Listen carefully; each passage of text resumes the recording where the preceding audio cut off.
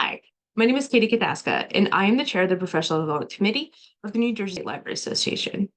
In the Library Career Path series, we'll be interviewing librarians from a wide variety of positions within the field, from public positions to music outreach and even business librarians. So newcomers and seasoned librarians alike can learn more about the many career options available in the field that they may not have been aware of. We hope you enjoy these interviews, and please like and subscribe to our channel below to help promote the Library Career Path series. Thanks so much for watching this series. We hope you enjoy it. Take care. Okay, so can you please give us your name, title, and place of employment? Sure. My name is Beth Rizzotti. My title, oddly, is Senior Vice President of Business Information Services, which is not Wow, really. that's a mouthful. And, Okay. and I work at a consulting firm called LHH. LHH is a human capital talent consulting firm that is a division of Adecco, which is the world's largest staffing company. Oh, okay. Very interesting. Yeah. How long have you been there? I have been there coming up on 35 years in January. I spent the first 8 years of my career in a small startup, and that startup was then acquired by LHH Okay. 20 something years ago, and I have been there ever since. I've been with that same entity the entire time. Wow, so you're very experienced. Okay, that's I great. am. Experienced or crazy? Both. Okay, so what inspired you to become a librarian? Did you choose this profession or did it find you? So it found me, as Okay. is often sometimes the best stories. I was an English and anthropology undergraduate. It was the 80s and I had no plan. I loved school. I loved what I did, but I really didn't have a plan. And at that time, there were lots of banks on campus recruiting and things like that. And I was kind of going through the motions. So I went over to career services, and that's something I'll talk about with you and your viewers shortly, because I'm a big proponent of visiting career services. And I took an assessment, and I've told this story to lots of folks. The assessment kind of gauged your skills and your interests, and it came back to me and said, very clear, you would be happy and successful doing one of three things. You could be a priest, you could be a fighter pilot, or you could be a librarian. And I You thought, are making that up. no, Is it's that for real. Yeah, a for real. priest, a fighter pilot, or a Or a librarian? librarian. That And is, actually I was 18, so, or 20, whatever. It seemed crazy. As an adult, I kind of am starting to see the threads there. yeah, But I kind of left there dejected because I didn't feel like I had a better life plan at that point. And I went to that you a didn't find meeting. that helpful, the priest bit?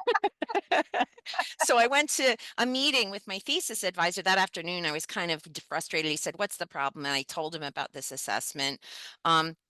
And he said, "Well, for what it's worth, I think you'd make a wonderful librarian." And I kind of rolled my eyes and left. And he called me the next day and said, "Hey, listen, um, I was talking about you at dinner last night. My wife is a librarian, and one of her good friends is also a librarian and needs an intern. I think you should take this and go do it." I was an undergraduate. And in the absence of another plan and kind of not feeling the priest fighter pilot vibe, I went and I took this internship. Um, and I never looked back. I was clueless, but I ended up in this small human capital consulting startup, a founding partner of which happened to be a librarian, and she taught me everything she knew. And I never, ever looked back. And so it found me. Yeah, But the moral of that story, and you'll hear this thread as we chat this morning, is networking is everything. it is. It Talking really to is. people about kind of what your challenges are, what you'd like to be doing, what you're thinking about. In general, I think people want to be helpful, as did this advisor to me. Um, but it's hard for them to think Yeah, how they can help you. And right. so And networking just, is all about that. Yeah. networking everywhere and just trying things. Yeah. Yeah. It's really, there's no substitute for just putting yourself out there. Yeah. So it was dumb luck, and Yeah, truly the biggest gift of my life, because I ended up doing work I love, which I can't imagine anything that's better than doing work you love. no, So I, and that was a pure accident, right. truthfully. That is a fantastic story. I love it. Um, Okay. Was there something specific that pointed you in the direction of becoming the type of librarian you are? And I think we kind of just talked about this. So, are you a corporate librarian? Do you use that phrase? Does anyone use that phrase or not? Yes. Yeah, no, Okay. we definitely do. At this point in my career, Susan, I kind of wear two hats. So I look after the library and then I really work in our with our global operations team and a lot of other kinds of non-library related work. But the people that work for me in the library are all business reference librarians. And yes, we do Okay. use that phrase. And I will say that while that, story I just told you is what led me straight into business librarianship, um, what I think occurred to me when I got there and made me immediately stay was I kind of knew generally what my librarian experience had been public libraries and of course, in an academic setting as an undergrad, but this business setting was kind of a revelation to me. And I was lucky because what I've since learned was unique is that in the setting where I work, it required both deep research skills, Right. which I loved to do, but it was also a really consultative environment. And I was directly involved with the executives I was doing work for. And so my Okay. experience of business librarianship from the beginning was that this was consultative and kind of gave me a seat at the table. I was not only answering questions, I was kind of suggesting what questions might be asked. Okay. Now, that's a unique situation. But for me, Yeah. those aspects of business librarianship were different than what I imagined being a librarian could be like. I think I had a traditional view of librarianship, and librarianship, as you well know, is many, many, many different things today. There are so many Yeah. avenues. Yeah. But I mean, your position feels very unique, even for, a field that does have a broad range. It's What you do it's seems different than, truly, truly unique. But I do think in a business setting, there are more opportunities than people with this kind of background think to kind of make your own path. And you just have to do it with intention because I do think the skills are enormously transferable to many parts of the organization. I run into librarians today in my business life. I was just at a meeting the other day and I realized two of the data analysts sitting across the table both had library degrees in a former life. And the marketing executive in another meeting I was at was originally a librarian. So these are people that okay, have forged paths using those skill sets, right? admittedly out of the library, but Yes, but really using the same muscles in a different way. And sometimes we'll talk about this later in a way that has yielded more opportunity and higher compensation for them. right. Okay. Okay. Um, so this is gonna go back years for you.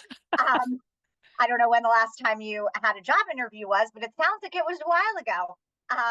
So I'm not sure if this is going to be relevant at all, but I don't know if you would have anything to say about describing an interview process or an asset that you possess, which you think helped you land your current job. Yeah, so yes, you're right. It was a very long time ago, but I can share with you how we interview to bring new librarians onto my Oh, team. perfect. So from a process standpoint, just a raw process standpoint, applicants to an open position will always be screened. This is probably true of most companies, even not so large ones, screened by a recruiter of some kind, internal or external, and they're looking for who fits the specific criteria on paper of that job. And then those individuals get passed through me for an interview with me and they get shortlisted. It would not be unusual at all for us to ask for a work sample to give people a Okay. question and ask them to answer because I'm hiring reference librarians, so they're doing research. I will share that I do always do informal reference checking. Even if you haven't given me a reference, I will look and see who we might both know and kind of check you Okay. out. So Right.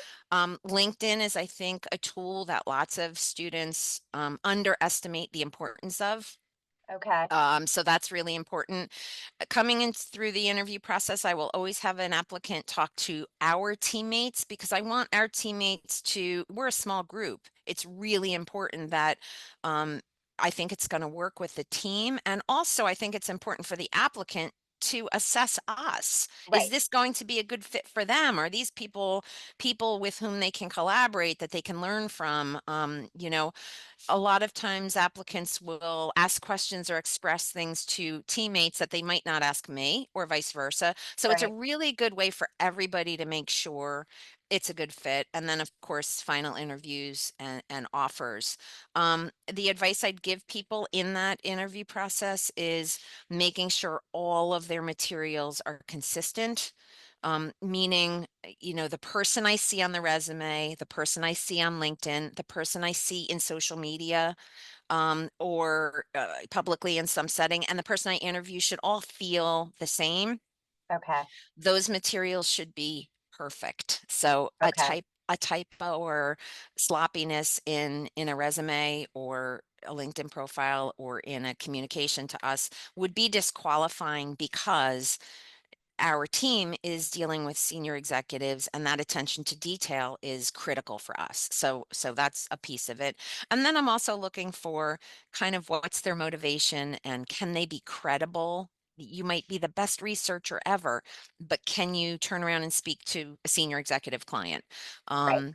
And in our setting, because in COVID in the US, we've gone 100% virtual, I'm really looking for individuals who are going to be a good fit for a 100% virtual role. And that's, Oh. it's not always, I know it's an attractive option for a lot of people, but it's not always a good fit for everybody. And it's not without challenge to be 100% virtual, Oh, especially I agree. as a new employee coming in and trying to get the lay of the land. You're alone at home. How do you do that? Right. So I think we've gotten pretty good at it, but that is definitely part of the interview process for us. Is I'm trying to figure out, will we be able to give this person what they need, and will we be able to get from them what we need in a virtual setting? Okay. Okay. That's Yeah. really that's good to know that it's 100% virtual. Is that typical of people of companies like yours? Do you know? I do know, I pay a lot of attention to this. Right now on the corporate side, hybrid is very common. So some days Okay. in an office and some days remote is the most common. You're hearing in the press right now, some of the big companies, Amazon just announced last Yeah, week, I I was think just they're gonna say going Amazon. back They 5 have to days a cut back. week. But Yeah. you've seen some whiplash there over the last 24 months. You know, companies tried to bring everybody back, and then everyone said, yeah, no, we're not going to do that. And then they lost people. And so there's been a lot of shifting in the return to office policies. I think it depends on the kind of company and industry you work for, and it depends on your function. In a library role, depending on what kind of librarianship you do, you are pretty portable. You could be virtual. For companies like ours in the US market, we're 100% virtual. We have some hybrid and other models in other parts of the world. It's different. For Okay. me, it's been wonderful because when I've hired 2 full-timers this past year and 1 variable person, 2 actually, um, I've been able to just cast a wide net and get the best people. Right. I'm Because and so I'm geography getting doesn't play a talent. role. Yeah. Geography does not play a role. So there are great advantages Right. to it, but you really have to onboard and work as a team in a really intentional way Okay. to help people feel part of a group. We spend a lot Right. of time on Zoom. Yes. Wow. Okay. Okay. Can you tell us, Beth, what is a typical work day for you? What does that look like? Well, I would say the best part of my job is that there is no typical workday. Okay. So today's a good And that example. is I what had, most yeah, sorry to yeah, interrupt, but almost yeah. every librarian says that. Like, that's the silliest thing ever. There is no typical day. Absolutely, absolutely not. And mine is even more weird because of the scope of responsibilities I have outside the library. So today I had my first call at 6 because we have a researcher on our team that's located overseas, and so I was in her time zone talking through a research project. I then spent time before this chat with you working on next year's budget, doing some research myself for a client. I still love to do that when I can sneak in a project.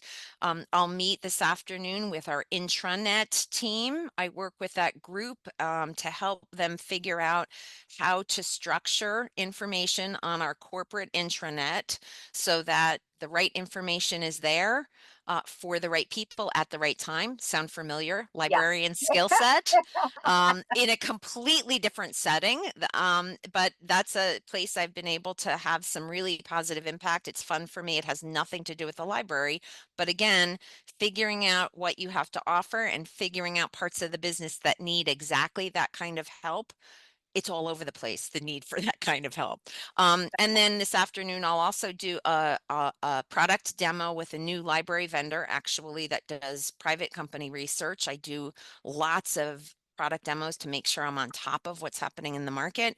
And then I've got two kind of contract negotiation meetings this afternoon with two other big vendors for LHH, my employer, not library related, but I'm kind of looking after the negotiations for those with the renewal. Again, they need somebody who understands the business, but who also understands how to work with vendors, licensing models, and things like that. And business Yeah. librarians tend to know how to do that. And Okay. so nothing to do with the library, but a great opportunity for me to be helpful in a way that the company really finds valuable, which is good. That Yeah. that has nothing to do, it's using your library skills in a completely different setting, and increasing your kind of visibility and value to the organization outside of the library. Your job is fascinating. I'm so glad that we found you for this series.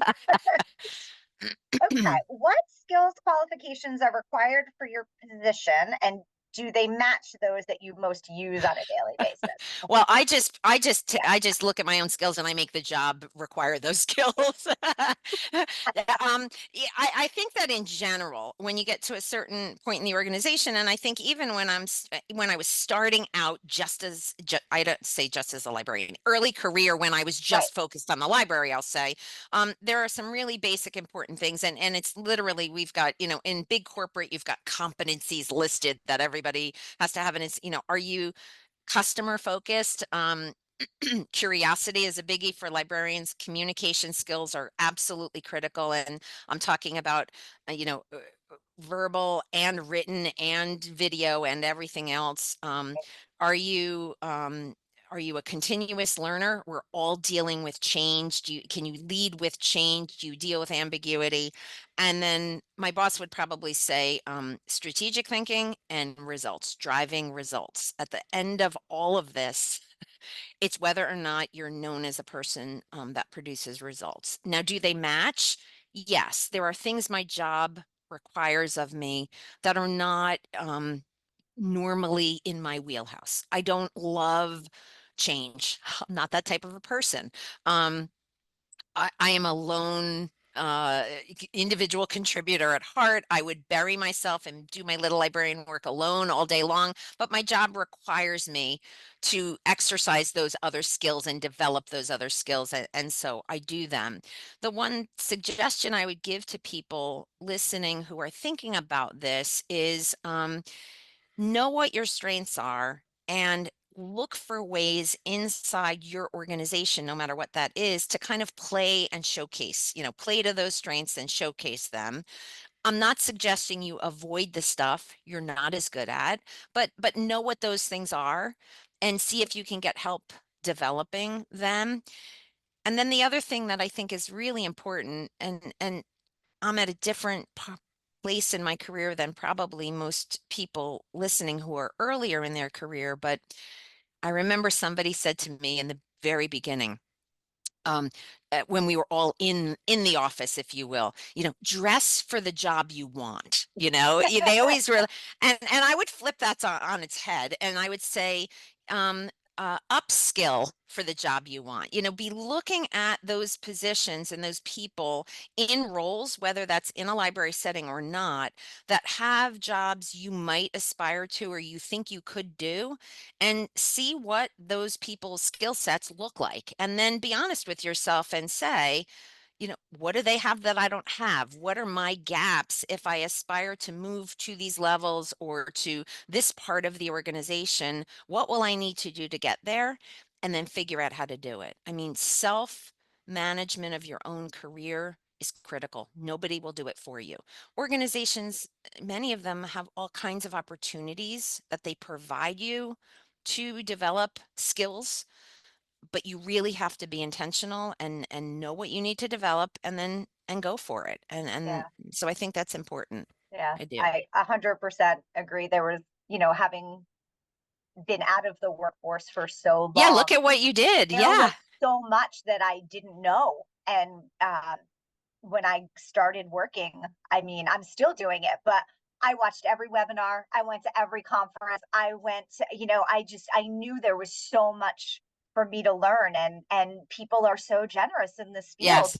with their Yes. knowledge and their slideshows and their work Yeah. product. Like, it's just, I'm still soaking it up and Yeah. learning every day. And Susan, what you're describing is a great, for people who are uncomfortable with the word networking, it feels, I'm not a natural networker or feels awkward or that's great fodder, this discussion we're having right now for networking, to ask people who are hiring managers, what are the skills you're looking for? Or if I wanted to be in that kind of a position, what are the things, if you were in my position, I should be focused on right now? What Right. are the best ways I can spend my time in terms of, you only have so much time and resources to educate yourself and do professional development and things like that. Get feedback about what's most valuable, where you should be spending your time and energy. And people are always glad to share that, Yeah, I mean, that's what I have found. Those people are very happy to help.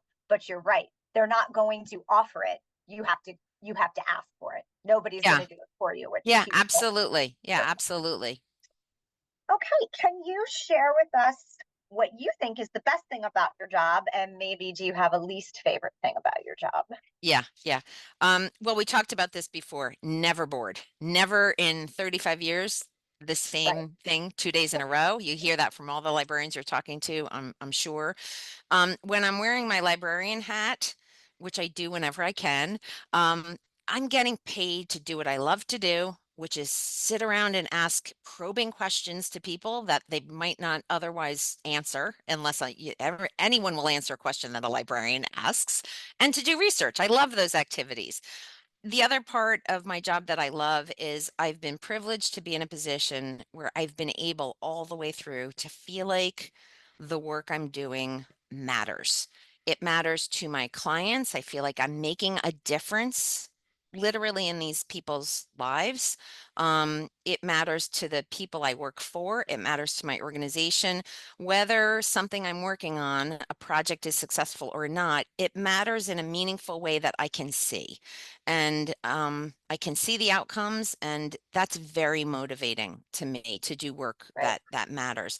The other part of my job that's the best thing, and the reason that today, if I meet someone in the street and they say, "What do you do?" I'll always, I don't get into all the corporate stuff. I'll always say, "I'm a librarian," Yeah. because in my heart, it's what I am. And also, there's this general librarian positivity that I'm not willing to let go.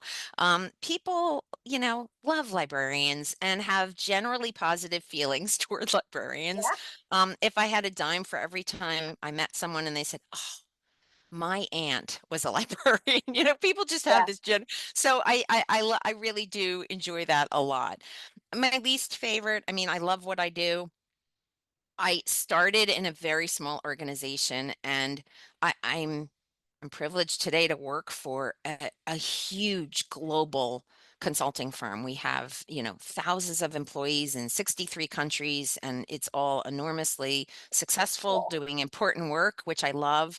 But I really did like it when it was small. When I Okay. started, I knew every person in the organization, Yeah. literally, and they knew me. And it was very much a startup environment. And some people, that startup environment is just their vibe, and other people really, the opportunities available in this giant global setting is good for them. And I do miss the smallness of it some days. So That's interesting. Okay. Um, I will preface this question with answer within your comfort zone. I always hate to ask about money. I just think I don't know. What are your salary expectations, and does your current job meet them? Are there You- opportunities for growth in your position? Yeah. So Susan, what you just said, I think is a really important point to hit on for um, the folks who are watching this Yeah, video, that's why because we're asking it, we but all hate to discuss it salary, feels and intrusive, but it people need to know. it feels intrusive, and that's especially true for female professionals. I know. Historically, it's true, Yeah, and we're still in a field, while there's much more parity, we're still in a field that is dominated by women, young women, and women of all ages. And it's a really tough topic to talk about. And just even the way you phrased it, what are your salary expectations? For those of you who are watching today, you will be asked this in every interview that you go on. So be prepared to answer the question or not answer the question, but do it with intention and have a strategy around how you will negotiate. So for me, to answer your direct question, salary expectations, current job, etc.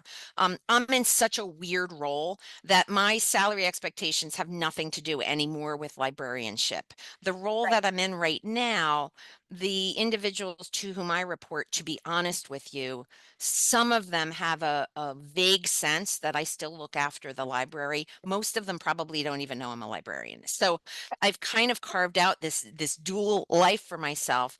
But when it comes to salary, I'm compensated for the work that I do in a much broader corporate environment. Right. But I will say the rules are the same. Know your worth.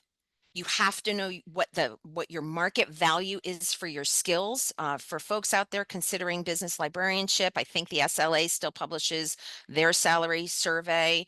There are all kinds of ways to get salary benchmarks out there. Get them. Know what the role pays. Know what the value is of your skill set.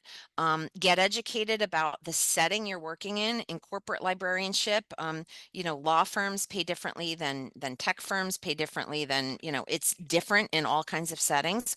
Also pay attention to where the library is funded and to whom your job reports, because that will also impact how your compensation is set up. Okay. And so these are some of the kinds of things that you need to think about when you're talking about salary. You will sometimes work in an environment where compensation is almost non-negotiable. Okay. Because there might be, in a public library setting, there might be certain grades as a public Right. employee that you're subject to. There's not negotiations happening. Well, there Um, isn't. It's just the job is advertised, the and job is depending advertised. on There's been, this is the number, this and is the number. Yeah. it may Yeah. vary based on your years of experience, but it is laid out right there in Yes. the. Yes. So I'm Yes. assuming that would be different for you. So It is certainly different in a corporate setting. One of the things that I will say, and it is very important to be prepared to talk about salary, but be really aware before you're going into those discussions of your own personal currency. So let me give you an example. For years in the middle of my career, of course, I wanted to be fairly compensated for my work, but flexibility was my top priority long before we were in the environment we are today, and before, remote work and hybrid and flex was a thing. I wanted to remote work and hybrid and flex because I was raising kids and I wanted right, to keep working. And so flexibility was currency for me. I was willing to trade off um, right, roles, responsibilities, and compensation. I will be honest and say, for flexibility. For me and my circumstances, that was a priority. Fortunately, in 2020, whatever we're in now, there are fewer of those trade-offs you have to make. There is much more recognition that we need to create an environment where everyone can make a contribution that in a way that makes sense for them. But know your currency. If salary's non-negotiable, or you've pushed that as far as you can, are there other levers you can pull that make that opportunity worth it for you? right. Are you going to develop a piece of your skill set here that fit perfectly for what you have your eye on that you want to do next? And if you are going to do that here, maybe it's worth doing it for a little bit less money than you were hoping to make because you're making an investment in your next move. So Yeah. things like that you're thinking about, it is about the number, and you should be educated about your numbers, but there are also other factors that I think are very personal for people. Right. Okay. That's, I love that piece of advice. You know, your intentionality is, you just describe it so well as looking one step ahead. I think people will find that really helpful. Okay. What advice do you have for new librarians or graduate students about to enter the fields? A couple of things. One is work in the field as soon as you can. And if that's before library school, even better. Library school is a big investment, or nowadays it's the Master of Information program that has many, many angles within it. It's a big investment of your time and your money and other things. You want to be pretty sure this is what you want to do. So try to work in the field and try to work in as many settings as you can. A librarianship, as I said before, is so multifaceted. It's such a different job. You know, you and I are both librarians. Our jobs are just entirely different, completely. And yet at the core of it, we're librarians. So Yeah. so get as much of that experience as you can, even if your life permits it, even if it's on a volunteer basis. Just get into these settings as much as you can. Get with your career services team as early in the process as you possibly can. You and I are both Rutgers grads, and they have a fabulous office down there. Get in there. They've got services that you don't know about. They've got access to internships. They've got great coaching. So get in there early. I mentioned this before. Pay as much attention to your LinkedIn profile as you're starting to get out there as you do to your resume. And get it done. If you're just starting an MI program somewhere, do it right away. Don't wait till you're looking for a job. Really spend some time asking yourself, what does this communicate about me to the market? And is that exactly what I want to communicate? Is it putting me in the best light? And if you need ideas, go to the LinkedIn profiles of people you know are doing good work that you admire and that you're curious about, or that you think you might aspire to, and see what theirs says. That's not Right. always a good model, but it's a good way to get ideas about how to present So yourself there. interestingly, the MI program now has two 0 credit classes that you have to take. They're not really classes. They each have 3 things you have to complete to satisfy the requirement. And the very first one, your very first semester, Is a creating LinkedIn a LinkedIn profile. profile. I love it. Yep, Yeah. they have you do it and they coach you and they talk about how important it is. And you know, occasionally they'll get pushback from someone who doesn't want to be on social media for whatever reason, Yes. which I find interesting. But yeah, that is the very first thing they do in library school now is Yeah, I don't know in other parts of the library discipline. In a corporate setting, it's absolutely the price of admission, and it's mandatory. It's the first thing I will see as a hiring manager before you and I ever even get near each other. I will have seen your LinkedIn profile, and you will be screened immediately, very early in the process based on that. And I will tell you, if you don't have a LinkedIn profile, or if it's poorly done, it will screen you out. okay. And while we're on that, not to get too detailed, but Yeah, make sure you've got a photo on your LinkedIn profile. right. And that is not, um, you know, there are lots of schools of thought on that. It's not because we're making hiring decisions based on how you look. It's because if you don't have a photo on your LinkedIn profile, you'll get screened out a lot before It you looks even like get near you us. didn't It's complete your, yeah, incomplete. It's yeah, incomplete. Yeah, yeah. exactly. And then the other things that are related to this, Susan, that I would advice that I would give is find a mentor. I know that the Rutgers program we've been talking about has a mentor program because I'm volunteering in it right now. There are so many people in different disciplines working as librarians in all kinds of settings who are volunteering to support students or early professional people. You can be an alum. It's a great resource, and people just need to raise their hands and they'll get matched with somebody. And then of course, you know my mantra by now, which is networking. And these are all parts of that networking puzzle. Having your LinkedIn done. You know, when we meet with people after this call, I'll send you an invitation, say, pleasure to talk to you today. Let's connect. Right. You start to exponentially increase the size of your network. Um, and you just learn more about what's going on out there, and people learn about you too. So networking is important as well. Yeah. You've inspired me to go update my LinkedIn profile, and I think I will do that before I accept your connection. I won't, I promise. I won't, no judgment whatsoever. judgment. None. I don't think the profile is as important for what I'm doing maybe as what you're doing, but I get that it's important, and I really do need to update it. Okay. What do the job prospects look like for your type of position? Are there a lot of jobs out there, or? So I was afraid you were going to ask me this. So I was actually thinking about it. I mean, I have to be really, really frank. Somebody asked me the other day, if I were doing it all over again now, would I go to library school? Okay.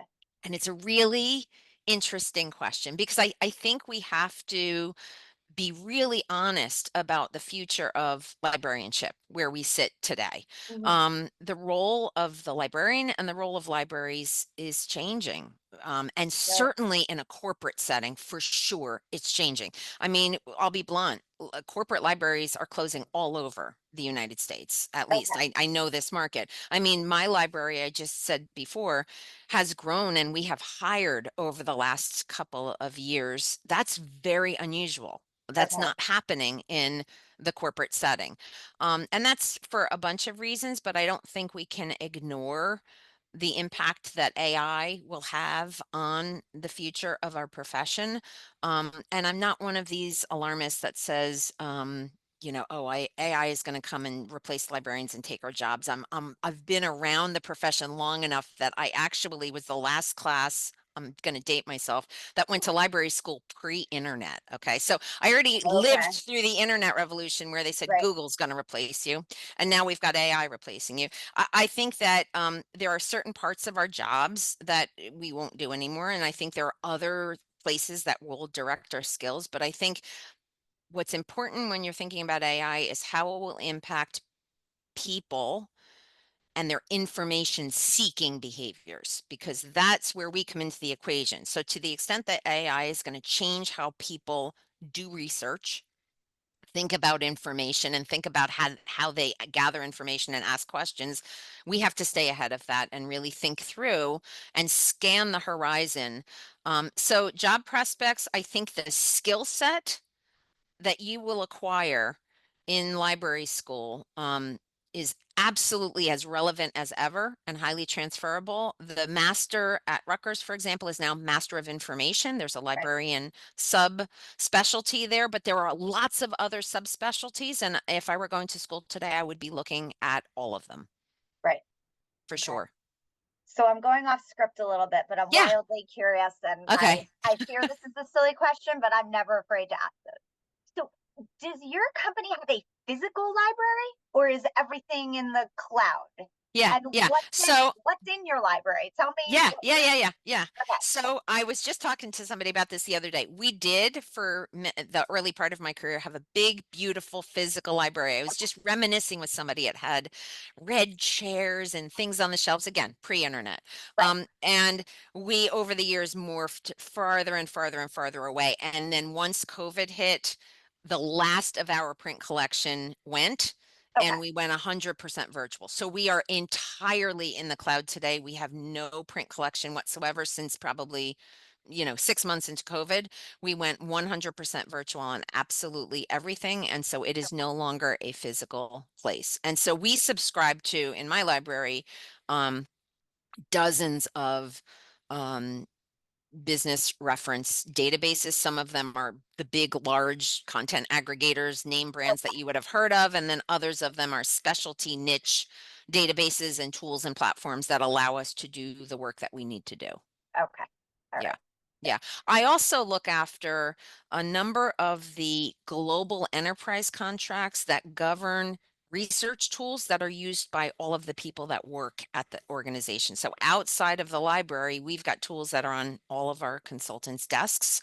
And those are research tools that are self-serve. And so behind the scenes, there is a librarian who selects those tools and manages the contracts. So there are opportunities in that part of the world as well. Okay. All right. What has been your biggest challenge in this profession? I mean, for me, it's an easy question to answer, and I think it has nothing to do with my chosen profession, and that's just juggling work and family. I mean, it's just an enormous, for 22 years in the middle of my career, I dropped back to a part-time schedule. And I shared with you before, did every form of, remote. I was like a little pioneer, remote work. And I was fortunate to work for an employer who just basically said to me, as long as you're getting it done, we don't really, however you need to do it, do it. Because I was really prepared, after when I had my second child, I was prepared to leave because I didn't see really how I could do both. And I was in a fortunate position where they said, if you can figure it out, try it. It was a little scary because there were no models to follow, but it worked. But as a result of that, you do make sacrifices. There were a lot of decisions to be made around assignments that I chose not to take, or other opportunities I sidestepped, and I'm sure promotions that could have been possible that I got off that track. I zero regrets for doing it. I zero regrets for doing it, but at the time those were big, hard decisions to make, and Yeah. I'm fortunate I had have a supportive family and a supportive employer, and things are different today. I would like to think my own adult daughters would, and this is not just daughters, this is working parents in general. Right, because It's not just are moms. different now. Yeah, Yeah. when I was doing this, it was just truly moms. Today, it is working parents. Everybody's invested, and it's not easy. I would like to think it will be different for my own kids as working parents, but in some ways, perhaps. But I don't think it will be. It's a real juggle and a real struggle to balance those two things well, and I think it's a universal feeling that for many, many years, you feel like you're not doing either thing well. Yeah.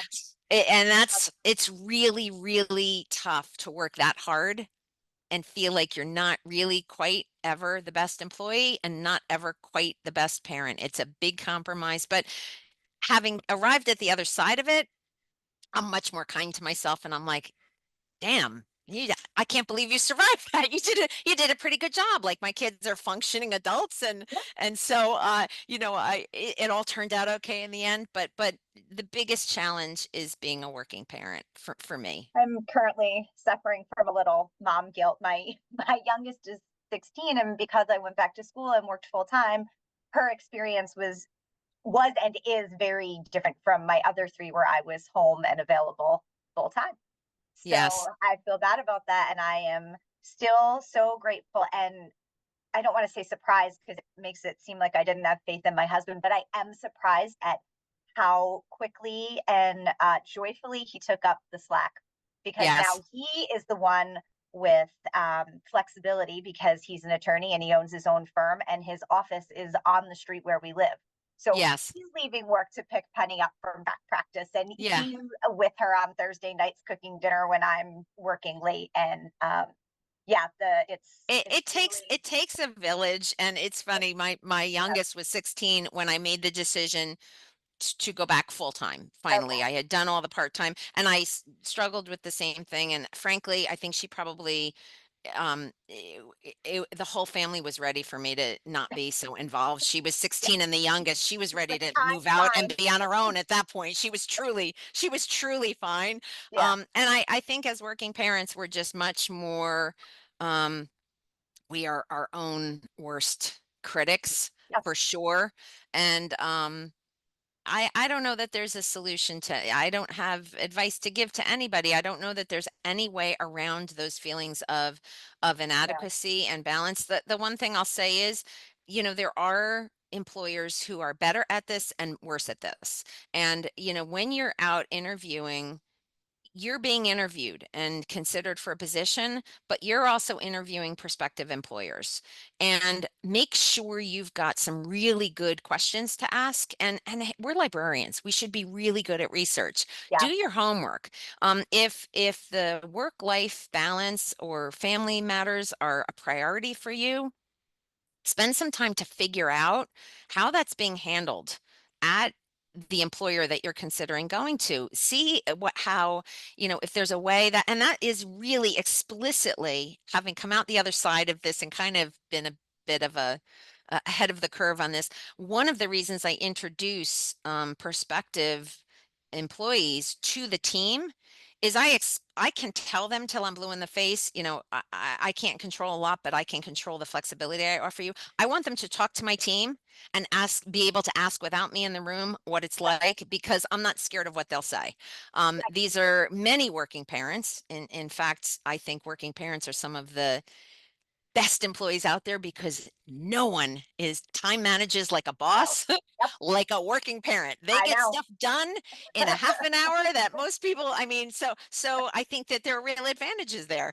And so, but do think about these things and do your homework, and don't be afraid to ask questions going into new opportunities, because these are really important things that are as important in many ways is compensation. It affects your whole life and your family's life. And so, yeah, digging into that a little bit, appropriately and professionally, see if you can get a vibe of what's that's going to be like for you. Yeah, definitely. All right, this is the last question. Are there any accomplishments during your library career that you are particularly proud of? Well, I think the fact that we're just still here and kicking is its own accomplishment. If you're a corporate librarian and you're hiring now, this is really an amazing thing, I'll just say. And that we've been able to maintain a reputation as a team, as we're strategically important to the business, a distinct competitive point of advantage. I'm very proud that the members of our team kind of as we say colloquially, have a seat at the table. We're taken seriously by all of our stakeholders, the people for whom we work. It's a well-regarded team, and we receive investment and the resources that we need. And that is just as a result of a lot of intentional work to stay relevant and to adapt to what the organization needs over time, and to just continuously morph. So, I am proud of the fact that we still have a really vibrant, growing library nowadays. It's a big deal. It is. It really is. Beth, this has been wonderful. You've been so generous with your time and your experience.